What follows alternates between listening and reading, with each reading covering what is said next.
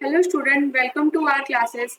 जैसा कि मैंने लास्ट लेक्चर में आप लोगों को चंद्रगुप्त मौर्य के बारे में बताया था, मतलब चंद्रगुप्त मौर्य का जीवन परिचय और उनके उपलब्धियों के बारे में पढ़ाया था। और आज मैं आप लोगों को मौर्य साम्राज्य के पतन के कौन कौन से कारण थे इसके बारे में बताऊंगी।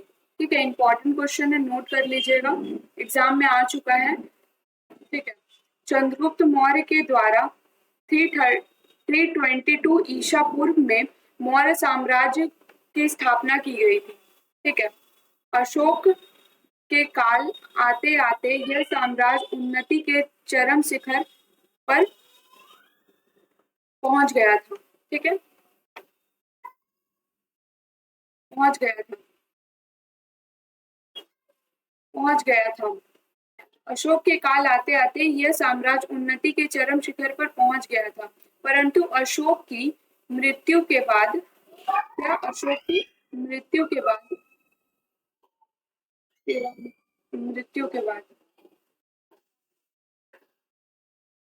इस साम्राज्य पर संकट के बादल मंडराने लगे और शीघ्र ही यह शक्तिशाली व प्रसिद्ध साम्राज्य का अंत हो गया।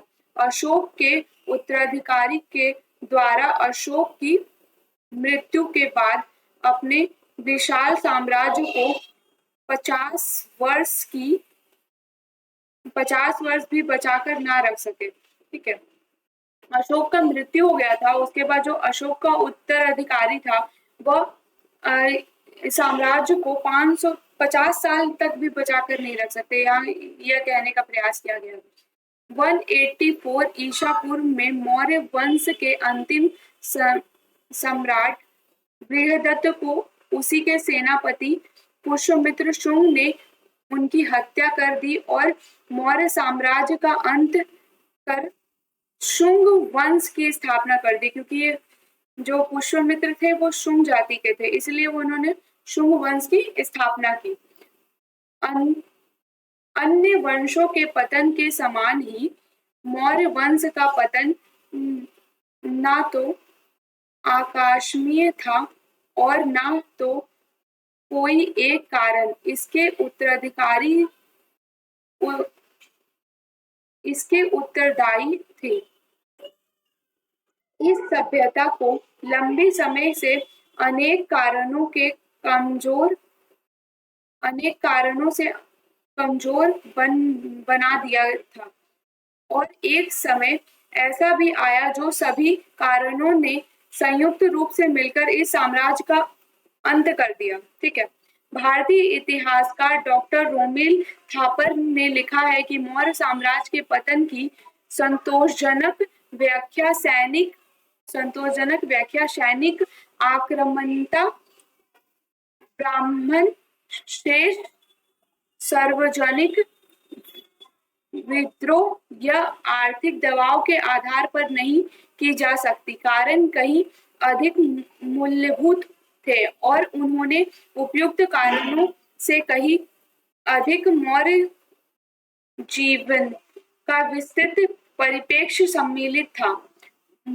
मौर्य के पतन के लिए निम्नलिखित कारण से प्रमुख उत्तरदायी थे। ठीक है, जैसे कि आप लोग देख सकते हैं, निर्बल और अयोग्य उत्तराधिकारी, केंद्रीय शासन का दुर्बल होना, साम्राज्य का विभाजन, प्रांतीय गवर्नरों के अत्याचार, प्रजा का विद्रोह, अत्याचारी शासक, दरबार का षड्यंत्र, विदेशी आक्रमण, अशोक की अहिंसात्मक नीति, राजकीय भवन का अभाव।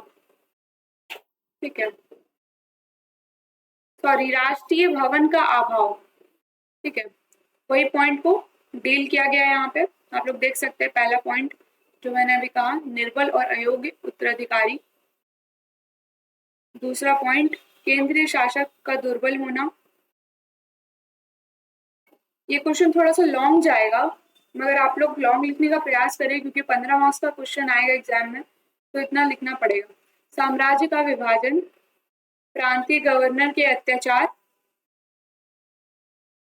प्रजा का विद्रोह, अत्याचारी शासक, दरबार का षड्यंत्र, विदेशी आक्रमण, अशोक की अहिंसात्मक नीति, राष्ट्रीय भवन का अभाव, सॉरी यहाँ पे लिखा हुआ है राष्ट्रीय भावना का अभाव। ठीक है, जो राष्ट्रीय भावना यानी देश के प्रति, अपने राष्ट्र के प्रति जो प्रेम की भावना होता है उसका अभाव होने लगा, इसी कारण से ये साम्राज्य का पतन हो गया। ये भी एक इम्पोर्टेंट पॉइंट है। ठीक है, इसी प्रकार हम लोग का ये आंसर समाप्त होता है। ठीक है,